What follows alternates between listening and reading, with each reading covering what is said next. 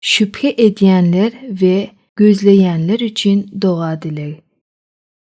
Ey Hudayım, senin bu yerde hakikattanam bardığına inanmak kıyın.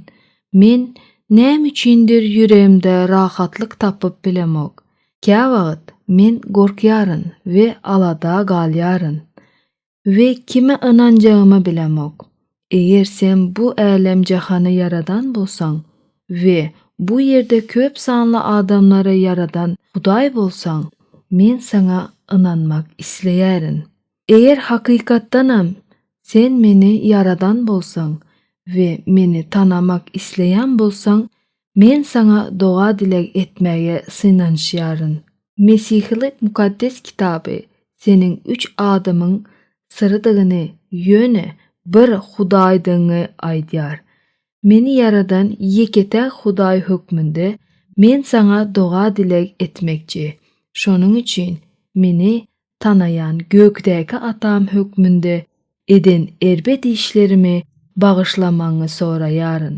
Maňa senin oğlun İsa meniň üçin ölen diýini aýtdylar. Sebäbi meniň özüm senin bilen gürleşmäge yeterlik derejede gowy iş edip bilemok.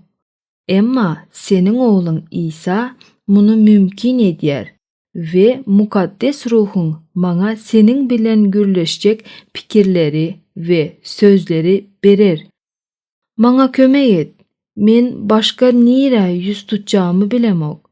Yüreğime rahatlyk ber. Men bilýän, senin göwnüňden turmaýan zatlary edendim üçin ve biderek pikirlerim üçin meni bagyşla. Bu senin mukaddes ruhun kömegi bilen Hudaýa doga dile etmegim arkaly ve özümüň gurban bolup bilmejekdim üçin oğlun İsa'nın gurban bolmagy arkaly mümkin boldy.